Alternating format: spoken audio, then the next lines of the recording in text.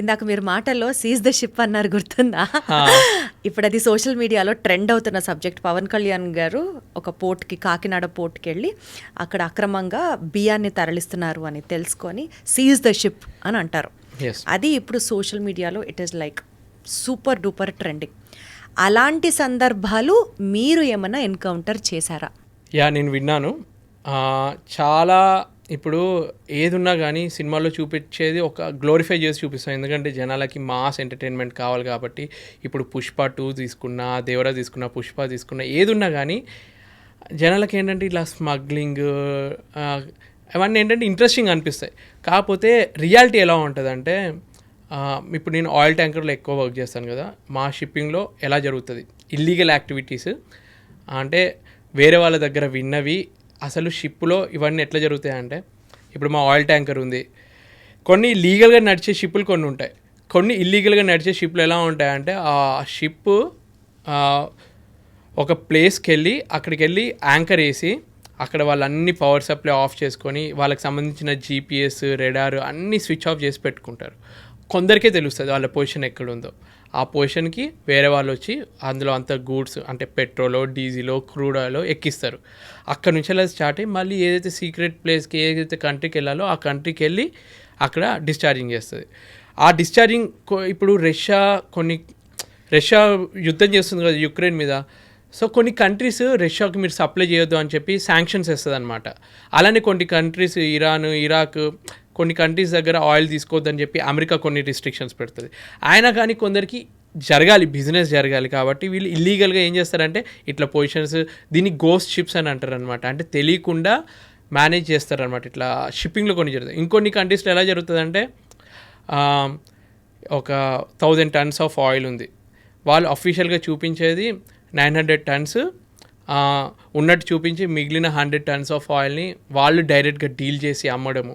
ఇవన్నీ కొన్ని ఏంటంటే చీప్ కంపెనీస్ కొన్ని ఉంటాయి చూడు, మాఫియా అంటారు వీటిని. అట్లా జరుగుతూనే ఉంటాయి.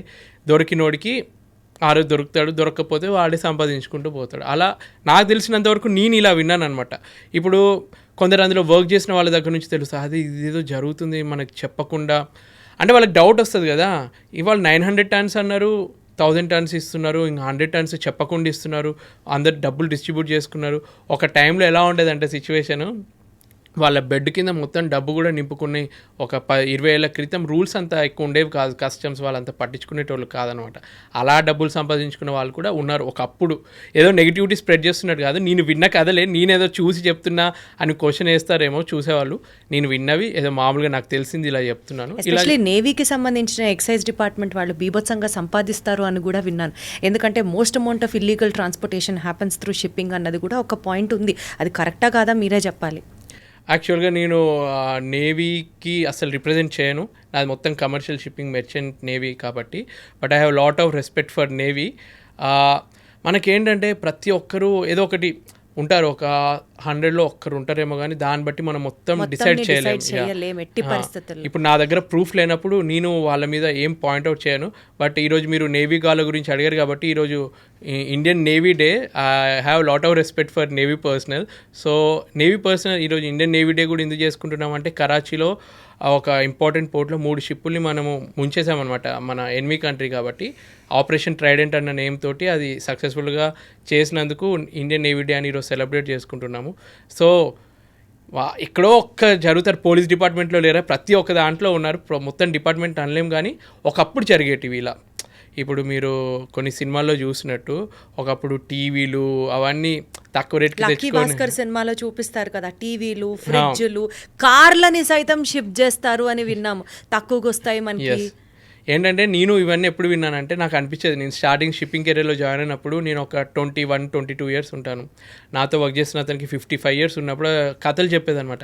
ఇప్పుడు షిప్పింగ్ ఇండస్ట్రీ అంత బాగాలేదు తమ్ముడు, అసలు ఏంటంటే మా టైంలో అసలు ఏ పోర్ట్కి వెళ్ళినా, ఏదో దుబాయ్కి వెళ్ళినా, ఏదైనా కంట్రీకి, యూరోపియన్ కంట్రీకి వెళ్ళినా అక్కడ పెద్ద టీవీ తీసుకునేటోళ్ళం, రేడియో తీసుకునేటోళ్ళం. వాళ్ళు చెప్పే ఐటెంలు అన్నీ ఒక గొప్ప గొప్ప రేంజ్లో ఉండేవి. అలాదో 1-2 ఇట్లా తీసుకొని వచ్చి అదే ఇండియాలో ఎక్కువ రేట్కి అమ్మేటోళ్ళు అనమాట.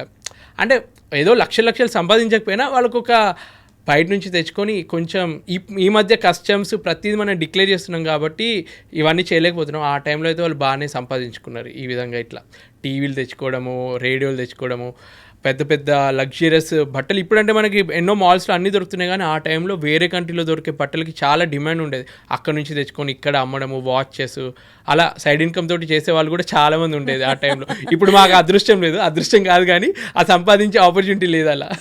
Right. So as a marine engineer me greatest accomplishment ఏంటి అంటే ఏం చెప్తారు? యాక్చువల్లీ నేను ఇంకా అవ్వాలి చీఫ్ ఇంజనీర్. నాకు టికెట్ ఆల్రెడీ ఉంది, అయితే ప్రమోషన్కి వెయిట్ చేస్తున్నాను. మేబీ నెక్స్ట్ సేలింగ్ కానీ నెక్స్ట్ 1 yearలో కానీ చీఫ్ ఇంజనీర్ అవుతే నాకు ఒకటి ఉండేది. అంటే షిప్పింగ్ ఇండస్ట్రీలో జాయిన్ అవుతున్నప్పుడు ఏదైతే ఎంట్రన్స్ ఎగ్జామ్ రాసినప్పుడు ఆల్ ఇండియా సెకండ్ వచ్చింది, కానీ నాకు ఎప్పుడు ఆ ఫస్ట్ అనేది మిస్ అవుతున్నాను అనమాట. సెకండ్ ఇంజనీర్ ఇప్పటికి కూడా ఆ చీఫ్ ఇంజనీర్, ఆ ఫస్ట్ ఇంజనీర్ ర్యాంక్కి వెళ్ళాలని ఒక ఆశ. సో ఆల్రెడీ టికెట్ ఉంది, ఎగ్జామ్ పాస్ అయ్యి 5 years అయింది. కాకపోతే ఈ ప్రైవేట్లో ఎలా అంటే చాలా కాంపిటీషన్ ఉంటుంది, రిక్వైర్మెంట్ బట్టి ఉంటుంది అనమాట. చిన్న కంపెనీస్లో ఇప్పుడు మీకు చెప్పాను చూడండి, కొన్ని ఇల్లీగల్గా నడిచే కంపెనీస్, అంటే తెలియకుండా అటువంటి కంపెనీస్లో వాళ్ళు ఇస్తా అంటున్నారు చీఫ్ ఇంజనీర్గా అవ్వచ్చు మీకు రండి అని చెప్పి. కానీ నాకేంటంటే అలాంటి కంపెనీకి వెళ్ళి నా నేమ్ ఖరాబ్ చేసుకోవడం నాకు ఇష్టం లేక నేను మంచి కంపెనీలోనే చీఫ్ ఇంజనీర్ అవుదామని వెయిట్ చేస్తున్నాను. That will be my greatest achievement. ఇప్పటివరకు నా అచీవ్మెంట్ అంటే ప్రతి షిప్లో నాతో వర్క్ చేసిన వాళ్ళు నన్ను తిట్టుకోకుండా వీడితో ఉన్నందుకు మంచిగా ఉన్నారా బాబు అనిపించుకున్నా, అదే అచీవ్మెంట్ నాకు. So sweet. మీరు అనుకున్నటువంటి రావాలి అనుకుంటున్నటువంటి ఆ ప్రమోషన్ కూడా యాజ్ అ చీఫ్ ఇంజనీర్ మీరు త్వరలో రీచ్ అవ్వాలని మనస్ఫూర్తిగా కోరుకుంటున్నాను నేను కూడా. Thank you.